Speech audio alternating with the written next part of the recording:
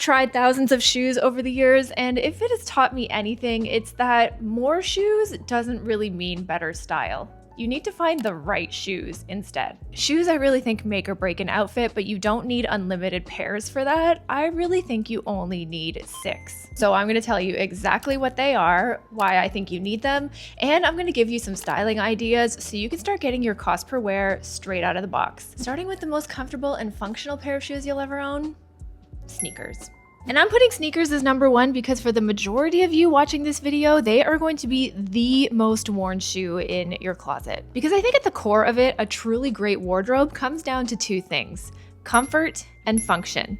Let's be real, as cute as something is, if it's not comfortable, then you're probably not going to wear it. So sneakers truly do hit that mark perfectly. So now you're probably wondering, well, Christina, great, but what sneaker do I choose? If you're just starting out and want something super versatile that you can wear all year round, I recommend a clean, minimal, white leather pair of sneakers. So something like an Adidas Samba, a Stan Smith, some leather Vans, or even a Converse sneaker. If you want the most versatility though, I say go for a leather sneaker because that way you can wear them all year round. Plus they're gonna be easier to clean versus a canvas one that could read a little bit more casual and summery. But you know what? I also know that you've been told to get a plain white sneaker a million times at this point, so I wanna offer you a few more suggestions. A colored sneaker like the Adidas Samba or Gazelle can add a lot more personality and, in my opinion, can go with so much more in your wardrobe than you might think. You can style them like this, or like this, and I think it looks so cool. If color's not really your bag, then you can also go metallic. But nowadays, I feel like you can wear sneakers with almost anything, going almost anywhere. You can wear them to work, going out for a coffee, they're perfect to run errands in, and I love seeing them styled with casual outfits like denim jeans and a t-shirt, all the way back to a trouser or even a skirt or dress. They definitely just aren't meant for casual clothing, but I think a sneaker is a great tool to make an outfit feel more laid back. And that's how I think you can use them in your wardrobe with the most range. And I know you're gonna ask me this, chunky sneaker or not chunky sneaker? And you know what? I don't think there is a wrong answer. It's like taking oat milk in your coffee versus whole milk. It's personal preference, but I like to think of a chunky sneaker more as something that I would use if I want to add a bit more heft and weight to my outfit. Then I think a sneaker like a New Balance 530 or a Solomon would work really well. But if that's not so much your style and you want the most versatility and range from your wardrobe, then that's where I'd actually recommend a slimmer sneaker like this. I just feel like a slimmer silhouette does lend itself to more outfits and more styling opportunities, but at the same time, you also may be more creative than me, so at the end of the day, go with what you like. But you know what? As much as a good sneaker really can do it all most of the time, sometimes you're just gonna want something with a little more structure. And that's where some good loafers come in. So I actually like to think of a loafer as a sneaker's like polished older brother.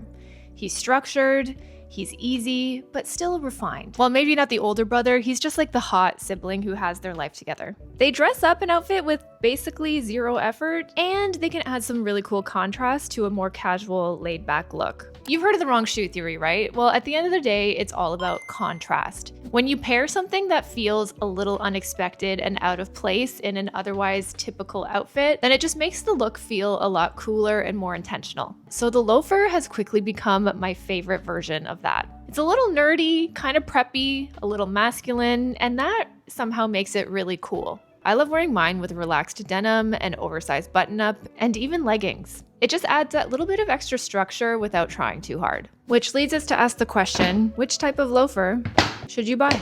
Well, for the last few years, the chunky loafer has really been having a moment. And you know what? If that's your style and you love wearing them, I think go for it. But in my opinion, they've always just felt a little bit more bottom heavy and just kind of a little less timeless than something like a more classic slim penny loafer. So if you really want the best bang for your buck, I think go for a slimmer, more classic silhouette. My personal favorites have been these ones from GH Bass, and if you have the budget, I really do like the Gucci loafers, the ones that come in the soft leather.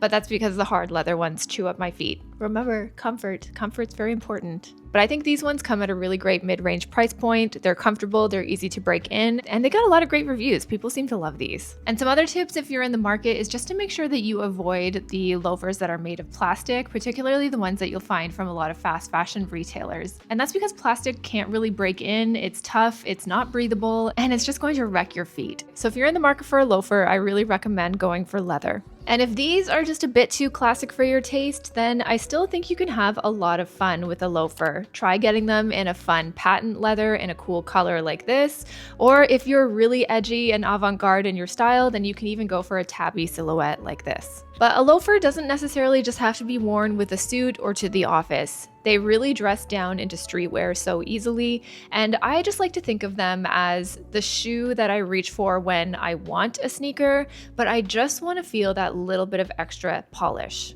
And that has made it so easy to style these in my closet. Okay, but now we've got to talk about the category of shoes that you're going to wear just as much, if not more, than your sneakers and your loafers. And that's a good pair of ballet flats. I think the knee-jerk reaction when we want to feel a bit more feminine and pretty in our outfits is to go for a heel. But I say don't sleep on the ballet flat. They're cute, they're sweet, they're pretty, and they're easy to walk in. And let me show you exactly how they can transform an outfit. Take this really simple outfit of jeans and a t-shirt. This is one of my favorite everyday outfits to wear, but if I reach for a sneaker, sometimes they can just leave me feeling a little flat and just a touch too casual. But swap in a cute pair of ballet flats or Mary Janes, and you can see right away with that just one swap how much more elevated and polished and intentional this outfit can look. And you didn't even have to try that hard. If you're looking for a really comfortable but still minimal and chic ballet flat, some of my favorites have been from Everlane. I love these square-toed Mary Janes from 80. I have a few pairs of these. If you want something with a bit more support, or if you want a wide foot option, check out these from Poppy Barley. They are incredibly comfortable, like I can't even tell you. And I know this one might be a bit controversial, but I really like these Margiela tabby flats. I don't know, don't yuck on somebody's yum is all I gotta say. The point here is to get the functionality and walkability that you need from a shoe without having to sacrifice style. They really do go with everything, and I think will quickly become a go-to favorite in your shoe rotation.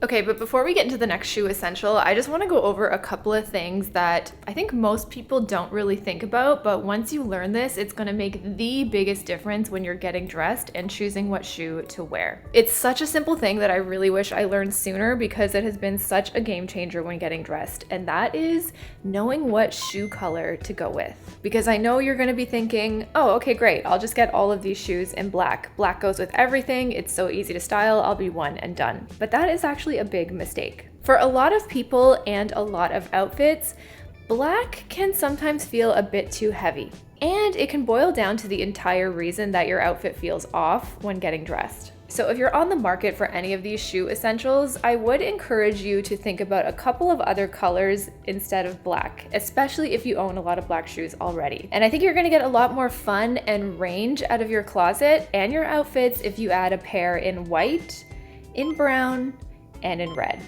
Let me explain. White I like to think of as kind of like your neutral pop of color. It brightens up a look and it really brings a lot of lightness to an outfit. I think the common technique in getting dressed is to match your top to your bottom, but if you're wearing black especially, just try it. Try swapping in a white shoe instead and just see how it changes the outfit. I think it just adds a little bit of something extra, something interesting, something unexpected, and I actually prefer it. I don't think your shoes always need to match your top every single time, and that's where a white shoe comes in. Next, let's talk about the red shoe. This is just your vibrant accent. It's your colorful pop of color, as it were.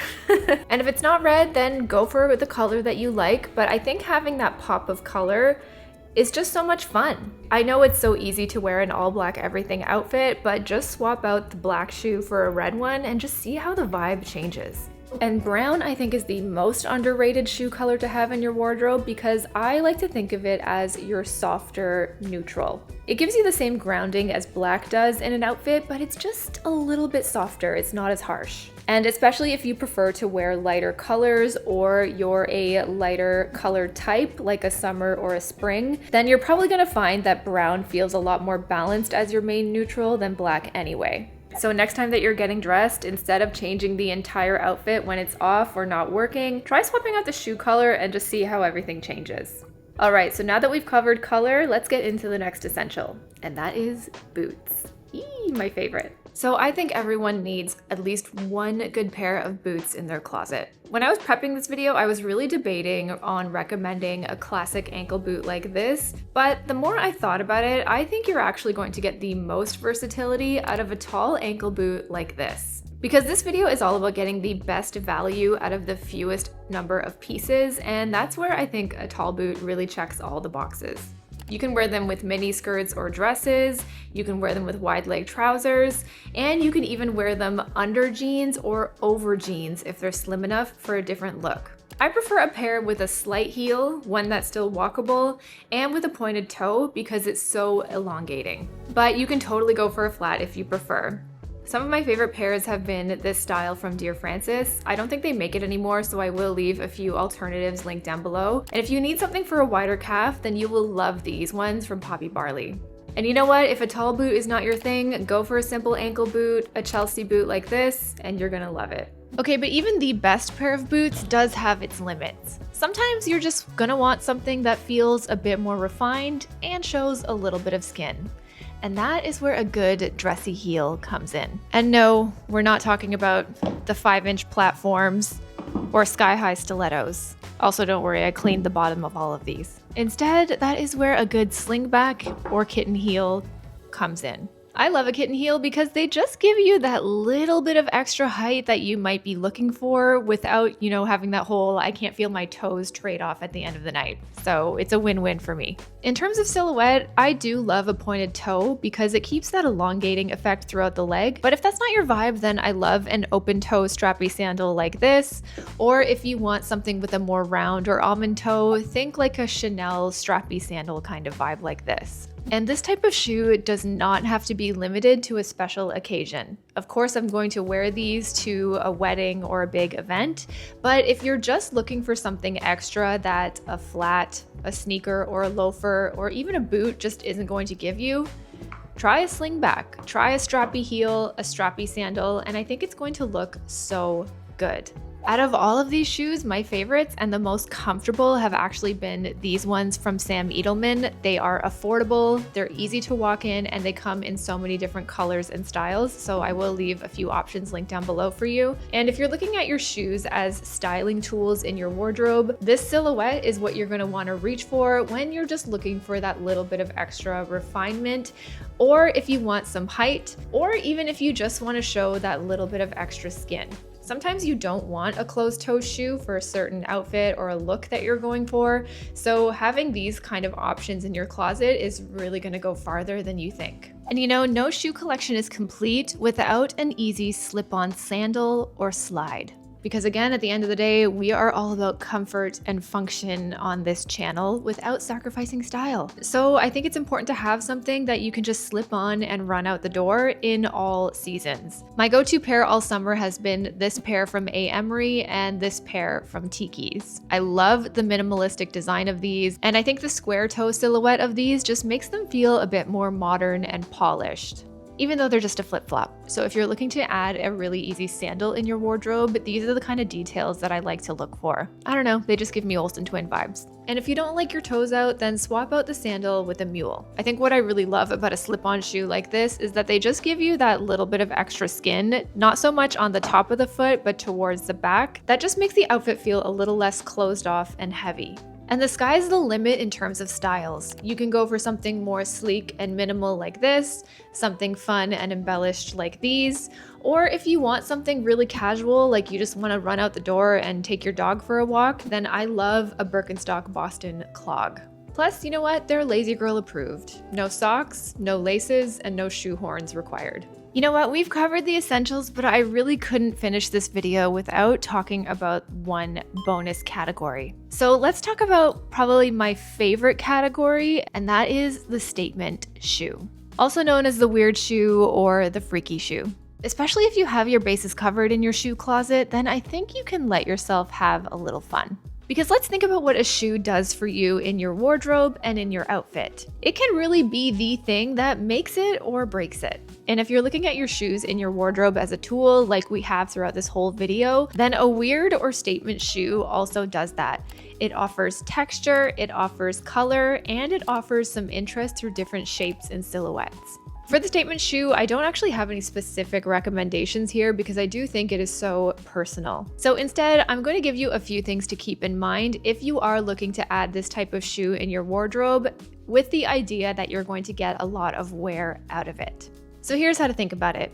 If you love a ballet flat, then instead of adding yet another matte black leather pair to your closet, that's where I think you can have some fun with a textured mesh flat or even a patent leather instead. You can still keep it neutral or to whatever colors you actually know that you wear, but that one subtle difference in the finish will add a bit of contrast and texture to your next outfits. And if that's not your thing, then play with color and shine. Try a fun metallic or a rich suede, or try to find things that have really special details like this or this. I think the key to adding shoes like this into your wardrobe is to stick close to your fundamental style and kind of just choosing those classics but with a twist. This way, it really avoids buying into a fantasy version of yourself, a shoe that you're never really gonna wear, and instead it's just kind of like an upgrade on what you already wear. So you can get all of these shoes perfectly right, but they're not going to mean much if your wardrobe's not built on a solid foundation. So if you want to know the pieces that are going to go with all of these shoes that we talked about and never go out of style, then watch this video next. See you next week. Bye.